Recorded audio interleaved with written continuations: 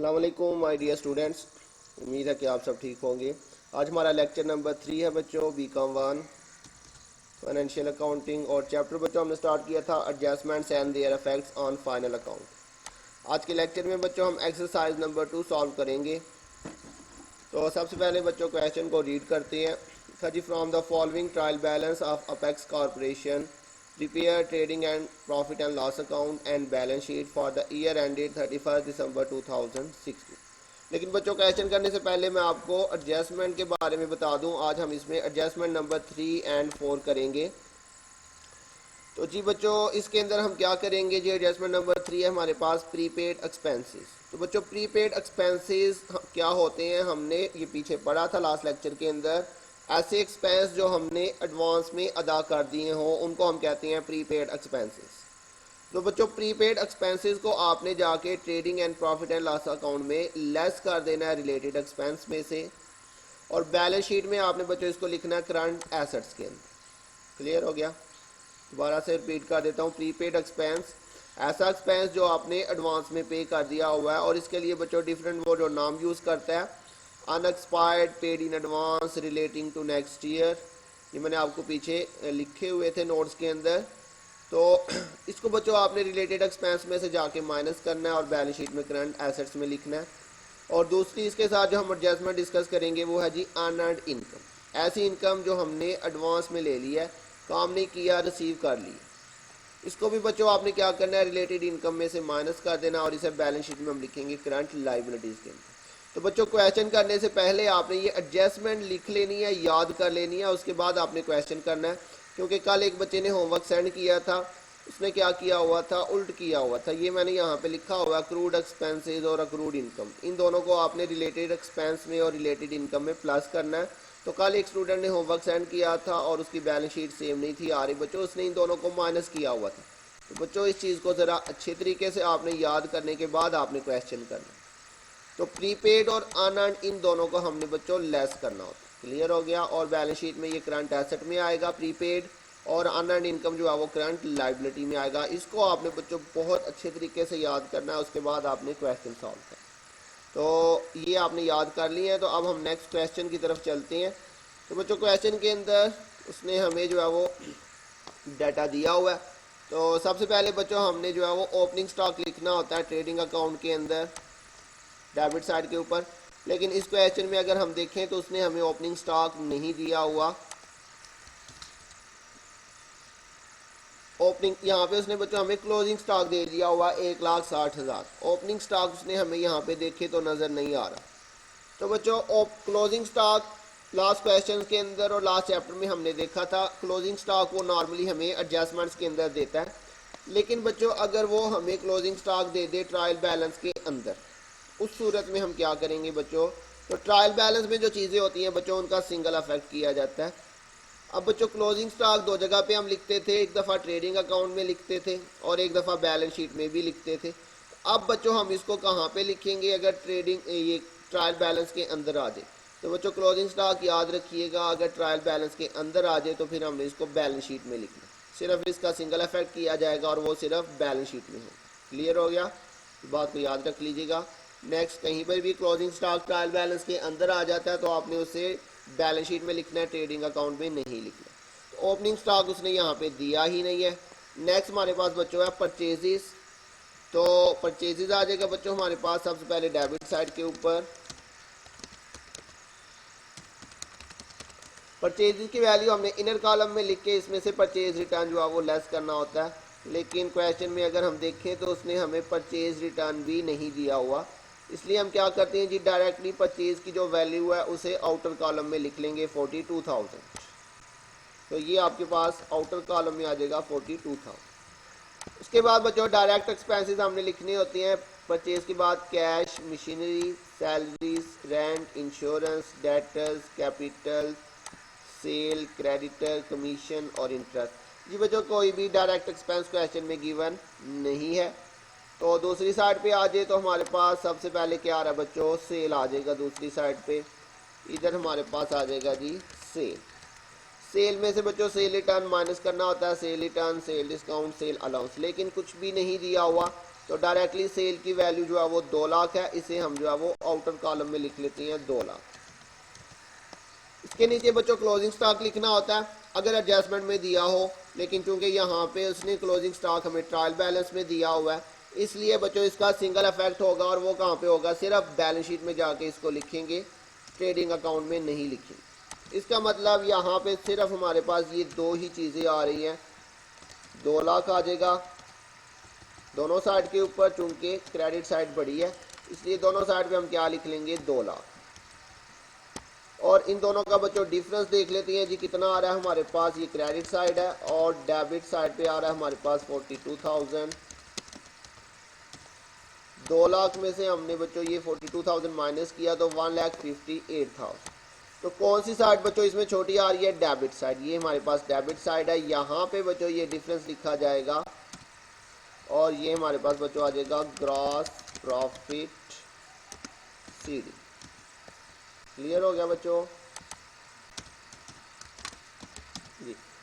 और इसी साइड पे बच्चों हम इसको ट्रांसफर कर देंगे, ग्रॉस प्रॉफिट बीडी की वैल्यू 1,58,000। अब इसके बाद बच्चों यहाँ पे इनडायरेक्ट एक्सपेंसेस आएंगे। इनडायरेक्ट एक्सपेंसेस में देखें तो आपके पास ये दिया हुआ है बच्चों सैलरीज। सैलरीज की वैल्यू है 7,200।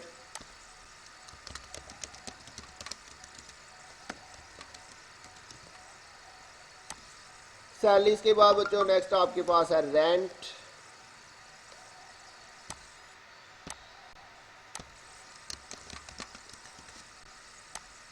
अच्छा बच्चों, रेंट के साथ कुछ भी मेंशन नहीं है, पेड या रिसीव, तो इसके बारे में मैंने आपको बताया था। अगर जब कुछ ना मेंशन हो तो फिर देखेंगे कि कौन सी साइड पे है। अगर डेबिट साइड पे है तो एक्सपेंस में लिखेंगे और अगर क्रेडिट पे हुआ तो इनकम में लिख देंगे। तो ये चूंकि डेबिट साइड पे दिया हुआ है 7,200, इसलिए हम इसको एक्सपेंस साइड पे ही लिख रहे हैं 10,000। रेंट कितना है बच्चों, 10,000 हमारे पास रेंट है। रेंट के बाद नेक्स्ट बच्चों हमारे पास आ रहा है इंश्योरेंस। इंश्योरेंस की वैल्यू है 6,000। बच्चों यहाँ पे एडजस्टमेंट में अगर आप देखें तो उसने आपको इंश्योरेंस की एडजस्टमेंट भी दी हुई है, प्रीपेड इंश्योरेंस। तो अभी मैंने आपको बच्चों पीछे एडजस्टमेंट में बताया प्रीपेड और अनअर्न्ड आपने ये दोनों जो है वो लेस करना होता है, इन दोनों को आपने लेस करना होता है। तो प्रीपेड इंश्योरेंस है, इसे आपने रिलेटेड एक्सपेंस में से माइनस कर दें। तो यहाँ पे हम लिखेंगे इंश्योरेंस। इंश्योरेंस की वैल्यू 6,000 है और इसमें से लेस आपने कर देना बच्चों प्रीपेड। प्रीपेड उसने आपको दिया हुआ बच्चों 2,000 एडजस्टमेंट के अंदर। ये देखें जी, ये 2,000 है, इसे आपने ये इंश्योरेंस 6,000 है इसमें से लेस कर देना है। तो यहाँ पे बच्चों लेस करके 4,000 आ जाएगा। बच्चों यहाँ पे जो भी चीज़ आप प्लस माइनस करें उसके नीचे लाइन ज़रूर लगाया करें अपने होमवर्क के अंदर। छोटी छोटी चीज़ें हैं, इनका आपने ध्यान रखना है। इंश्योरेंस के बाद बच्चों नेक्स्ट है जी डेटर। ये हमारा बैलेंस शीट में लिखा जाता है capital, sale, creditor, commission receive. जी बच्चों, कमीशन रिसीव हमारी इनकम होती है, ये हमारे पास क्रेडिट साइड पे आएगी। यहाँ पे कमीशन रिसीव बच्चों इनकम साइड पे आता है। ये देखिए जी क्रेडिट साइड पे दी हुई है 20,000 और इसकी एडजस्टमेंट भी है बच्चों अनअर्न्ड कमीशन। तो बच्चों प्रीपेड और अनअर्न्ड ये दोनों चीज़ें आपने लेस करनी होती है। तो कमीशन हमारे पास 20,000 है, इसे इनर कॉलम में लिखा और इसमें से लेस आपने कर देना बच्चों अनअर्न्ड कमीशन। तो अनअर्न्ड कमीशन बच्चों कितनी है हमारे पास, 3,000 अनअर्न्ड कमीशन है। ये माइनस करेंगे तो 17,000 आपके पास ये आ जाएगा टोटल, इसको आपने अंडरलाइन कर देना है। इसके अलावा बच्चों हमारे पास क्वेश्चन में इंटरेस्ट रिसीव दिया हुआ है 10,000, ये भी हमारी बच्चों इनकम है।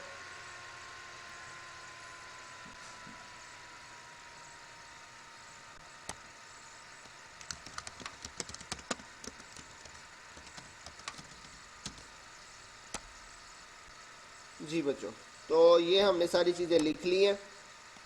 ये इसमें न्यू एडजस्टमेंट थी प्रीपेड और अनअर्न्ड, ये दोनों आपने बच्चों लेस करनी है। ठीक हो गया।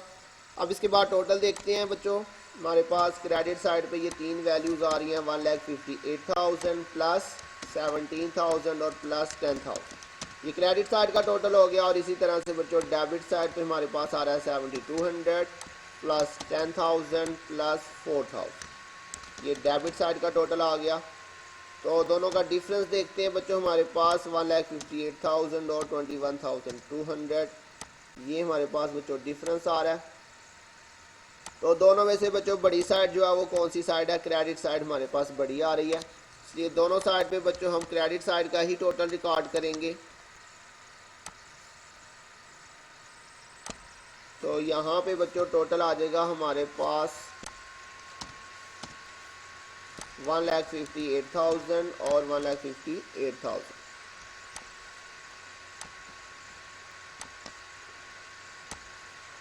जी बच्चों, कौन सी साइड छोटी आ रही है? डेबिट साइड, ये वाली साइड छोटी है, तो यहाँ पे ये डिफरेंस लिखा जाएगा 1,63,800 और ये बच्चों हमारे पास नेट प्रॉफिट आ जाए। अब इसके बाद बच्चों बैलेंस शीट बनानी है। बैलेंस शीट के अंदर बच्चों सबसे पहले हमने यहाँ पे लिख लेना है जी करंट एसेट्स।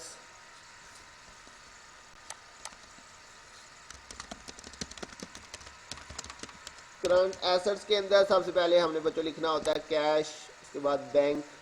तो देखते हैं बच्चों, कैश उसने दिया हुआ है 22,000 हमारे पास कैश है।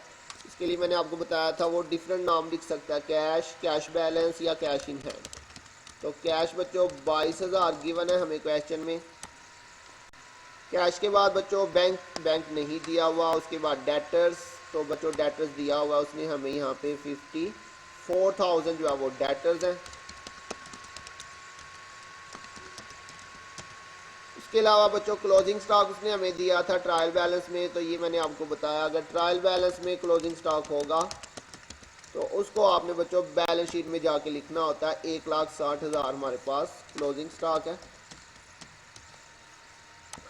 इसके अलावा बच्चों जो एडजस्टमेंट के अंदर प्रीपेड मैंने आपको बताया, इसका डबल इफेक्ट होता है। एक दफ़ा तो ये माइनस हो जाएगा एक्सपेंस में जाके, और दूसरा बच्चों प्रीपेड को आपने करंट एसेट्स के अंदर लिखना होता है। तो प्रीपेड इंश्योरेंस 2,000 बच्चों, ये भी हमारे पास करंट एसेट्स के अंदर आएगा। प्रीपेड इंश्योरेंस 2,000, ठीक हो गया बच्चों। एडजस्टमेंट आपने अच्छे तरीके से याद करनी है। मेन जो है वो एडजस्टमेंट्स ही है करने वाली, बाकी तो बिल्कुल पिछला ही चैप्टर है। इसके बाद बच्चों हमारे पास नेक्स्ट आता है जी लॉन्ग टर्म इन्वेस्टमेंट, वो नहीं दिया हुआ क्वेश्चन में। तो उसके बाद बच्चों फिक्स्ड एसेट्स आ जाएंगे। तो फिक्स्ड एसेट्स के अंदर देखते हैं अगर उसने कुछ दिया हुआ है हमें। ये बच्चों मशीनरी उसने हमें दी हुई है फिक्स्ड एसेट के अंदर, बस एक ही चीज़ गिवन है मशीनरी, और इसकी वैल्यू है 36,000। तो ये हमारे पास बच्चों आ जाएगा मशीनरी, इसकी वैल्यू हमारे पास 36,000 है। इसके अलावा बच्चों कोई फिक्स्ड एसेट नहीं है। अब दूसरी साइड पे आ जाए तो यहाँ पे सबसे पहले आ जाएंगी करंट लाइबिलिटीज़। करंट लाइबिलिटीज़ के अंदर देखते हैं बच्चों उसने हमें कुछ दिया हुआ है। तो ये बच्चों सबसे पहले उसने हमें दिया हुआ है क्रेडिटर्स। करंट लाइबिलिटीज़ के अंदर आ जाएगा क्रेडिटर्स।